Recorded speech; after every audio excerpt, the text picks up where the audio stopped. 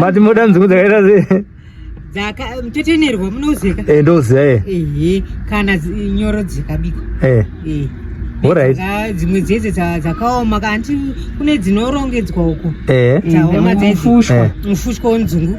Otora woita sei wodzosera pamoto. Dzese dzinongonzungu. Muchikura makatombodya sadza nemutetenerwa here? Zvakasimba.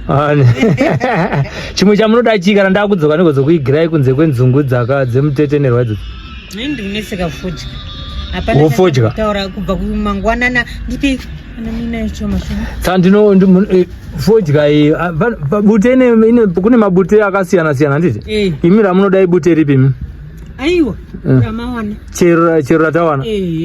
Hatisarudze zvedu. Mubva mapaka matwinza? Tova ewa.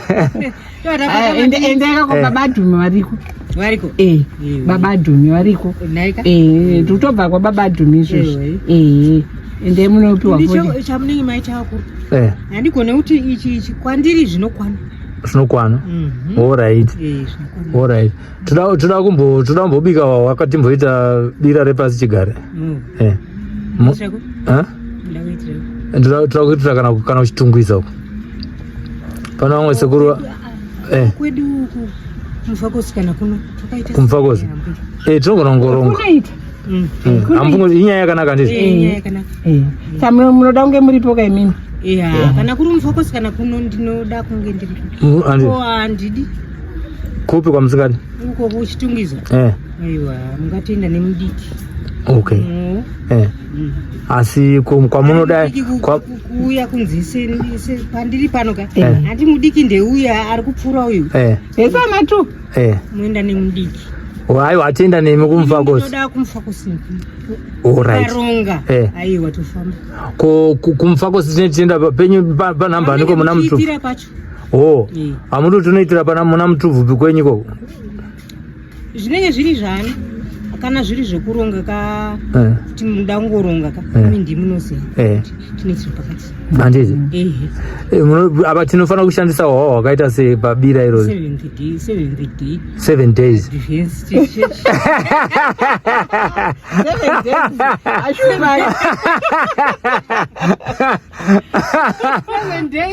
7 days. Saka ndiwo. Imunoti muchiri kugona kuubika here? Wawa. Because unonzika homa wemutambo. Mboda kuitirwawo kana iye asikana naye. Sure. Chingoshandirawo zvinhu nei?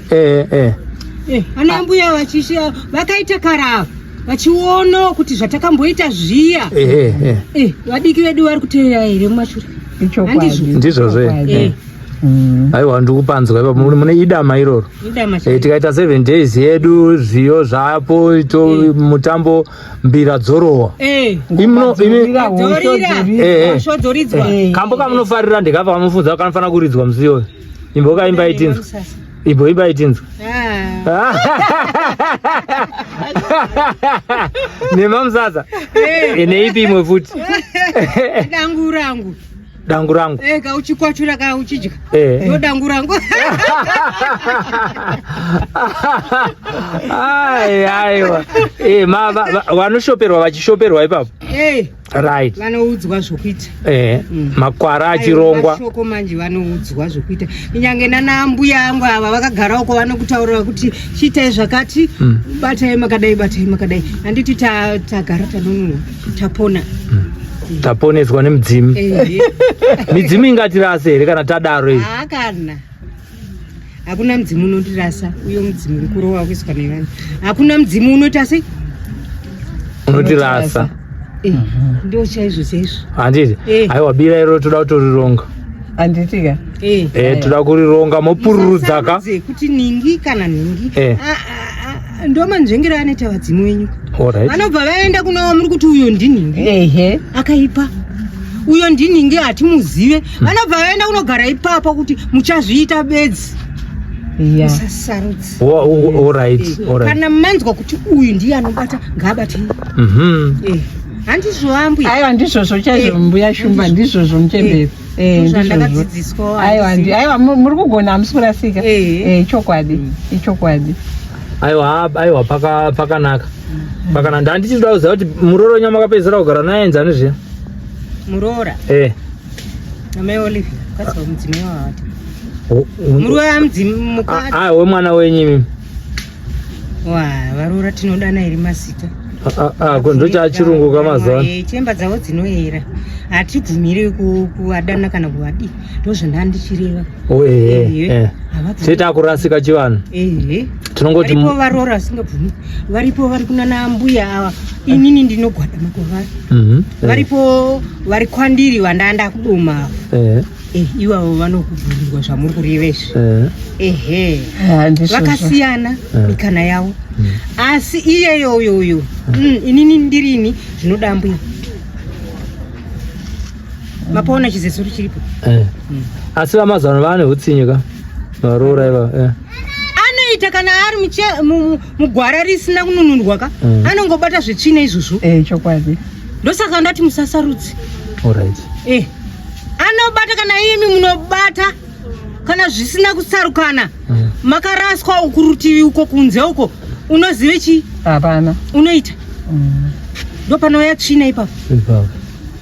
Aiwa ndapanzwisa gogo regai tironge nyaya yebira yoiti midzimi isvike itiudze kuti toita sei toenda kupi nepatinoziva vakamboita gore riya vanenge mungavatori vawepo vagare mudzidziswa nevamwe avo varipo vanotoziva vaziva kuti taigara namuya nhingi zvakati ivavo nevamwe vanoda dzidziso sevana vekuchikoro abate rivave rite mutungwa dzimure havi iri kufamba nepo ngaabate kana kuita mutungwa unoturwa wakadaro zvinoitwa kasi chigare zvinoitwa izvo. Aiwa pakanaka tiri kuronga zvoti futi tione kuti mungavakirwe imba here zvamaitaura nezuro zveshe. Zvimba ini ndichazvitsvaga ndangoti pazvaitira pazvanakira pazvadii pamwe izvozvo zvamuri kutaura ndo zvikoniso paina ari kufanirwa kukudzwa ari kurutivi.